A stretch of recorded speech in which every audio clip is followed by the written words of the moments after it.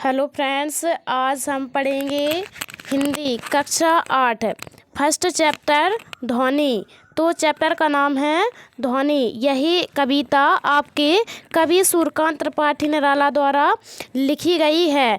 तो इसमें कवि हैं वे किसका वर्णन करते हैं। इस कविता का जो मुख्य सार है वही यही है कि इसमें कवि हैं वे प्रकृति का वर्णन कर रहे हैं, अर्थात जो बसंत ऋतु है उसका वर्णन कर रहे हैं। और बसंत ऋतु के माध्यम से ही किसका वर्णन कर रहे हैं, अपने बारे में बता रहे हैं। और साथ ही साथ युवा पीढ़ी के बारे में बता रहे हैं कि किस प्रकार युवा पीढ़ी को हम उनको जीने की कला सिखा देंगे। तो इसमें लिखा है, अभी न होगा मेरा अंत, अभी अभी तो आया है मेरे वन में मृदुल बसंत, अभी न होगा मेरा अंत। तो इसमें जो यानी कवि सूर्यकांत त्रिपाठी निराला इन ध्वनि पंक्तियों से कहना चाहते हैं कि मेरा अंत अर्थात मेरी जो मृत्यु है वो अभी नहीं होगी, अर्थात मैं अभी समाप्त नहीं होऊंगा, क्योंकि अभी अभी तो आया है। क्या आया है मेरे वन में, यानी अर्थात मेरे अंदर क्या आया हुआ है, बसंत आया हुआ है। तो हम आपको बता दें कि जब प्रकृति में क्या आता है, बसंत आता है, तब क्या होता है कि प्रकृति है वो अपने चरमोत्कर्ष पर होती है, अर्थात सबसे शोभायमान होती है, सबसे सुंदर होती है। क्योंकि बसंत वही सभी ऋतुओं में, अर्थात जो 4 ऋतुएं होती हैं उनमें सबसे सुंदर होती है।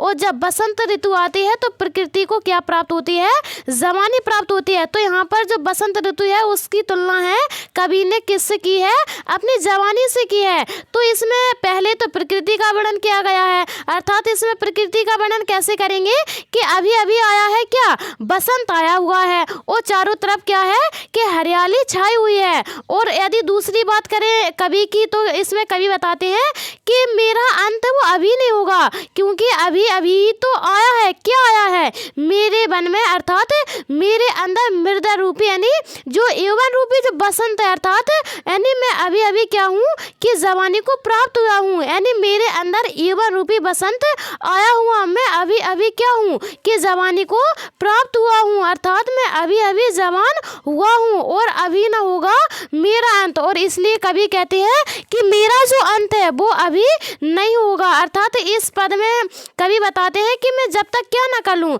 अपने लक्ष्य की प्राप्ति न कर लूँ, तब तक मेरा क्या न होगा, अंत नहीं होगा, अर्थात मैं समाप्त नहीं होगा। तो इसमें कवि बताते हैं कि किस प्रकार उनका अंत नहीं होगा। नेक्स्ट पद में देखते हैं क्या कहते हैं। इसमें कवि कहते हैं, हरे हरे ये पात, डालियां कलियां कोमल गात, मैं ही अपना स्वप्न मृदुल कल, फिरूंगा निद्रित कलियों पर, जगह एक प्रत्युष मनोहर। इसमें कवि बताते हैं कि जब बसंत ऋतु आया है तो क्या है, चारों तरफ हरियाली छाई हुई है और जो डालियां हैं यानी और जो कलियां हैं वे क्या हैं, खिली हुई है। कोमल गात, गात का अर्थ होता है कि शरीर, तो कोमल शरीर, मैं ही अपना स्वप्न मृदुल कल। और इसमें कवि बताते हैं कि मैंने जो सपना देखा है मैं उसको क्या करूँगा, मृदुल करूँगा, अर्थात मैंने जो सपना देखा है मैं उसको पूरा ही करूँगा। फेरूंगा निद्रित कलियों पर, और जो सोई हुई कलियां हैं वे क्या है, उन पर मैं क्या करूँगा, अपने कर को फेरूंगा, अर्थात मैं अपने हाथ को फेरूंगा। जगह एक प्रत्युष मनोहर, और एक जगा दूंगा क्या, सुबह, यानी प्रत्युष का अर्थ होता है कि सवेरा, मनोहर यानी बहुत ही सुंदर। तो इसमें दोनों का वर्णन किया गया है, एक तो प्रकृति का और एक कवि का, और एक इसमें युवा पीढ़ी का वर्णन किया गया है। तो इसमें कवि कहते हैं कि चारों तरफ बसंत आया हुआ है, जिससे क्या है, चारों तरफ हरियाली छाई हुई है। और जो सोई हुई सी जो कलियां हैं, निद्रित यानी जो सोई हुई सी कलियां हैं, तो बसंत के आ जाने पर, अर्थात सूर्य के आ जाने पर वे क्या जाती हैं, खिल जाती हैं। जिस प्रकार कवि बताते हैं कि सूरज के निकल आने से क्या होता है कि जो कलियां हैं वे क्या हो जाती हैं, खिल जाती हैं, निद्रित कलियां खिल जाती हैं। उसी प्रकार कवि बताते हैं कि कवि कहते हैं कि मैं क्या करूँगा कि मेरे अंदर जो बसंत यानी जो यौवन रूपी जो बसंत आया है मैं उसका क्या करूँगा कि यानी मेरा जो सपना है मैं उस सपने को पूरा करूँगा। और जो निद्रित कलियां हैं, निद्रित कलियां का यहाँ से अर्थ है कि जो निराश लोग हैं, कवि कहते हैं कि जो निराश लोग हैं मैं उनका क्या करूँगा, उनके ऊपर हाथ फेरूंगा, अर्थात जो यानी जो थक कर बैठ गए हैं, हाथ फेरने का अर्थ है कि मैं उनका साथ दूंगा, यानी जो निराश लोग हैं मैं उनका क्या दूंगा, दूंगा, साथ दूंगा और जगा दूंगा एक सुबह सवेरा, अर्थात मैं उनको एक नया जीवन दूंगा, क्योंकि मेरे अंदर अभी क्या आया हुआ है, एक जवानी आई हुई है। और मेरे अंदर अभी क्या है, क्योंकि जब जवानी आती है तो अंदर बहुत ज़्यादा जोश होता है, उत्साह होता है, और जवानी है वो बड़ी हटखील होती है। तो इस प्रकार कवि बताते हैं कि जो हटखील जवानी है, उसी तरह में जो निराश लोग हैं उन सभी के अंदर इस जवानी का जोश यानी डाल दूंगा, और उनको क्या कर दूंगा, उनके लिए एक नया जीवन दे दूंगा, अर्थात एक नया सवेरा दे दूंगा। नेक्स्ट में कहते हैं, इसमें कहते हैं कि पुष्प पुष्प से तंद्रा लस लालसा खींच लूंगा मैं, अपने नव जीवन का अमृत सहर्ष सींच दूंगा मैं। और इस पद में कहते हैं कभी पुष्प पुष्प, पुष्प पुष्प का यहाँ से अर्थ है कि मानव से। तो यहाँ से कभी कहते हैं कि जो यानी जितने भी जो मतलब मानव हैं, मैं उनसे क्या खींच लूंगा, तंद्रा लस, अर्थात जो नींद में जो आलस आता है मैं उसको खींच लूंगा, और लालसा यानी लालच को खींच लूंगा, और उसके बदले में क्या डाल दूंगा उनके अंदर, मेरा जो नया जीवन अर्थात मेरी जो जवानी का जो जोश है, मैं उसको उसके यानी जो अमृत है एक टाइप से मैं शहर से उसको सींच दूंगा, अर्थात उनके अंदर डाल दूंगा। यानी इसका अर्थ हुआ कि जो निराश लोग हैं उनके अंदर से मैं जो यानी जो आलस है, लालच है, मैं उसको यानी बाहर निकालूंगा, और उसके बदले में उनके अंदर क्या कर दूंगा, अपने नया जीवन का अर्थात मैं अपनी जवानी का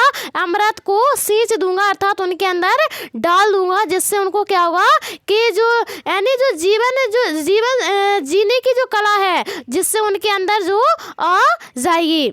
नेक्स्ट में कहते हैं, द्वार दिखा दूंगा फिर उनको, है मेरे भी जहां अनंत, अभी न होगा मेरा अंत। और इसमें कभी कहते हैं कि मैं द्वार दिखा दूंगा उनको का अर्थ है कि जो निराश लोग हैं, थके हुए लोग हैं, उनको मैं क्या कर दूंगा, द्वार दिखा दूंगा। द्वार का अर्थ है कि मैं उनको जीवन जीने की कला सिखा दूंगा, क्योंकि उनको क्या नहीं है, जीवन जीने की कला नहीं आती। और मैं उनको क्या कर दूंगा कि उनके अंदर जो निराशा भरी हुई है, उनके अंदर जो आलस भरा हुआ है, मैं उसको निकाल दूंगा बाहर, और उनको जीवन जीने की कला को सिखा दूंगा।